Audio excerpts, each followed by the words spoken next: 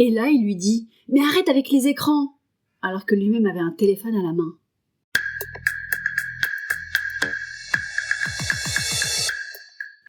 Bienvenue dans Daronnade de comptoir, le podcast participatif des darons et daronnes. Je suis Mounam Kinsi et je me pose plein de questions de parents, car en matière de parentalité, il n'y a pas de doxa, il n'y a que des paradoxes.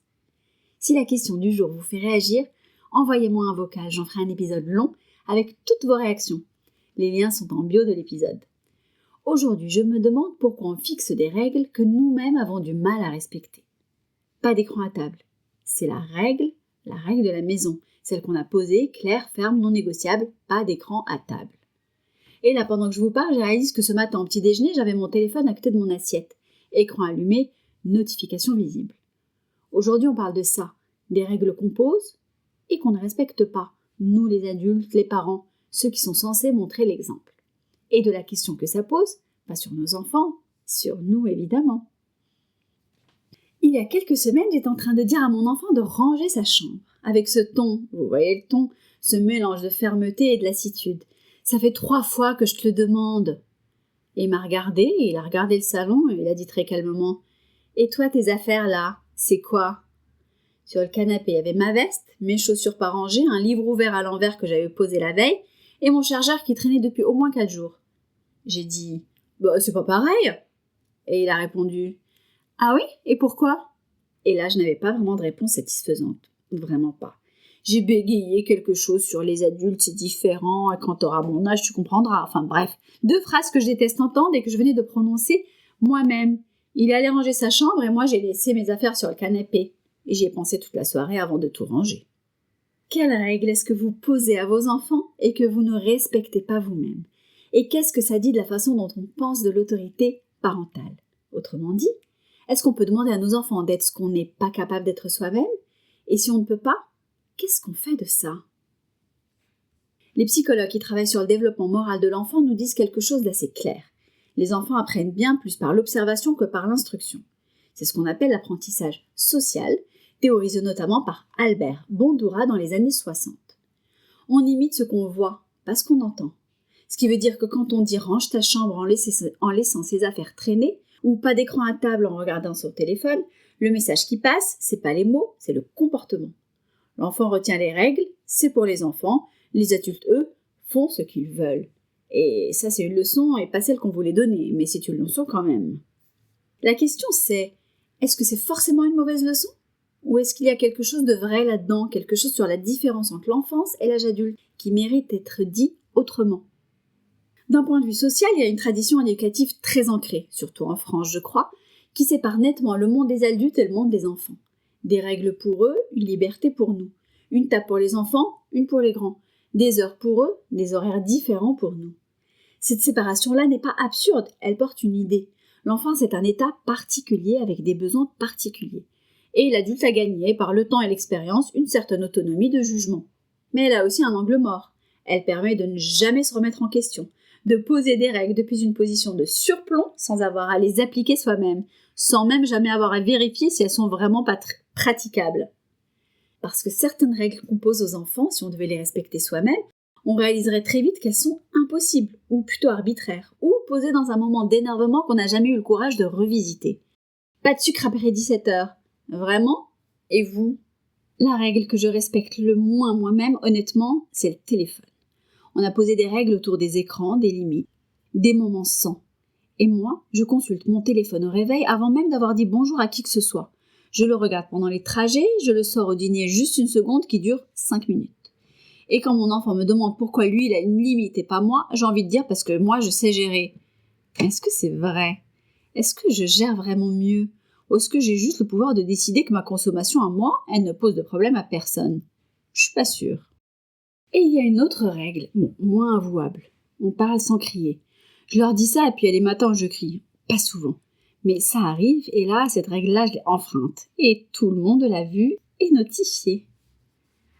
Voilà le paradoxe que je n'arrive pas à résoudre. Si on voulait être complètement cohérent et si on décidait de ne poser que les règles qu'on est soi-même capable de respecter, on aurait très peu de règles. Parce qu'on est imparfait et parce qu'on déroge. Et parce qu'il y a les mauvais jours aussi.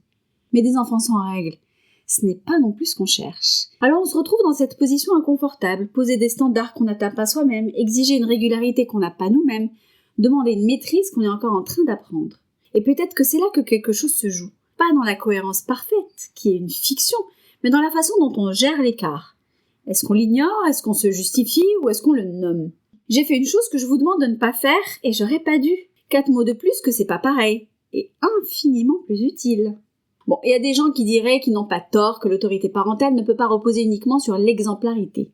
Que si on devait être irréprochable pour avoir le droit de poser des règles, aucun parent ne pourrait rien exiger de personne. C'est vrai. Les règles ne sont pas que des exemples à imiter. Elles sont aussi des cadres, des structures, des repères qui permettent à l'enfant de grandir dans un espace sécurisé et prévisible. Un enfant a besoin de règles, même si son parent ne le respecte pas parfaitement.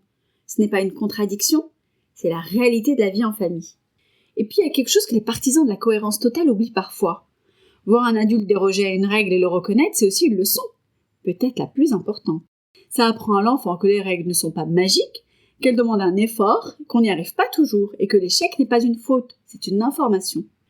Ce qu'on transmet en étant imparfait et honnête, c'est peut-être plus précieux que ce qu'on transmettrait en étant parfait et silencieux sur nos propres manquements. Je pense à des scènes très précises. Le parent qui dit « on mange de tout, hein ?» et qui lui a 3 choses qu'il mange jamais et qui se sert en esquivant discrètement ce qu'il a mis dans l'assiette de son enfant. Le parent qui dit « on ne dit pas de gros mots » et qui au volant a un vocabulaire qu'il n'assumerait pas en réunion de parents d'élèves. Le parent qui dit « on ment pas » et qui dit à son enfant de dire qu'il est malade pour éviter l'anniversaire du cousin qu'il n'aime pas. Ces petits écarts-là, on les minimise parce qu'ils sont petits. Mais les enfants les voient tous, ils les stockent, et pas nécessairement pour nous le reprocher, mais pour construire leur propre vision de ce que sont les règles, de ce qu'elles valent vraiment. Et puis il y a aussi l'écart qu'on assume, celui où on dit « oui, je sais, j'aurais pas dû, tu as raison ». Et l'enfant qui entend ça, il reçoit quelque chose d'important. Il reçoit l'idée qu'une règle n'est pas une loi de la nature, que c'est un engagement et que les engagements, même les adultes, les ratent parfois. Et on peut le dire. Une étude menée par des chercheurs de l'Université de Californie a analysé l'impact de ce qu'ils appellent le « do as I say, not as I do ». Fais ce que je dis, pas ce que je fais, sur le développement moral des enfants. Leur conclusion est nuancée. Ce qui compte le plus, ce n'est pas la cohérence parfaite entre les règles posées et le comportement de l'adulte, c'est la façon dont l'adulte gère l'incohérence quand elle est visible. Les enfants dont les parents reconnaissaient leurs propres manquements développaient une relation aux règles plus solide et pas plus laxiste, au contraire, plus solide. Ils intégraient l'idée que les règles ont une valeur intrinsèque au-delà de la capacité de chacun à les respecter parfaitement. Ceux dont les parents ignoraient ou justifiaient systématiquement leur propre écart, eux développaient une vision plus instrumentale des règles. Les règles, c'est pour éviter les ennuis, pas pour autre chose, finalement. Et ce n'est pas rien comme différence. Moi, voilà où j'en suis. Je respecte mal certaines règles que je pose, c'est un fait. Et pendant longtemps, j'ai géré ça en faisant semblant que l'écart n'existait pas, ou en le justifiant avec c'est différent pour les adultes. Ce que j'essaie de faire maintenant, pas toujours et pas parfaitement, c'est de le nommer quand ça arrive. Pas en flageolant devant mon enfant, ce qui n'aurait aucun sens. Mais juste en disant, bon là j'ai fait une chose que je vous demande de ne pas faire, et c'était pas terrible de ma part. Ce que ça produit, je ne le sais pas encore. Mais peut-être rien de spectaculaire et peut-être juste l'idée que les règles valent quelque chose. Assez pour qu'on remarque quand on les enfreint et assez pour qu'on le dise. Et puis il y a les règles que j'ai révisées. Pas abandonnées, révisées. Pas parce que mon enfant m'a mis en défaut, mais parce qu'en essayant de les tenir moi-même, j'ai réalisé qu'elles étaient trop rigides. Posées dans un élan de principe sans avoir vérifié si elles étaient vraiment vivables. Et une règle invivable, pour tout le monde, elle ne protège rien. Elle crée juste de la culpabilité et de l'hypocrisie. Je vous pose la question, celle du titre et celle qui m'a occupée pendant tout cet épisode. Quelle règle est-ce que vous ne respectez pas vous-même ? Pas pour vous culpabiliser et pas pour que vous fassiez une liste de vos manquements parentaux, juste pour y réfléchir, pour voir si cette règle-là, telle qu'elle est posée, est vraiment ce que vous voulez transmettre, ou si elle mériterait d'être dite autrement, ou abandonnée, ou tout simplement assumée, avec ses exceptions, ses ratés et ses jours sans. Parce que je crois qu'une règle qu'on reconnaît ne pas tenir parfaitement, et qu'on dit, vaut mieux qu'une règle parfaite qu'on fait semblant de respecter. L'honnêteté là-dedans, même maladroite et même inconfortable, c'est peut-être la règle la plus difficile à tenir. Et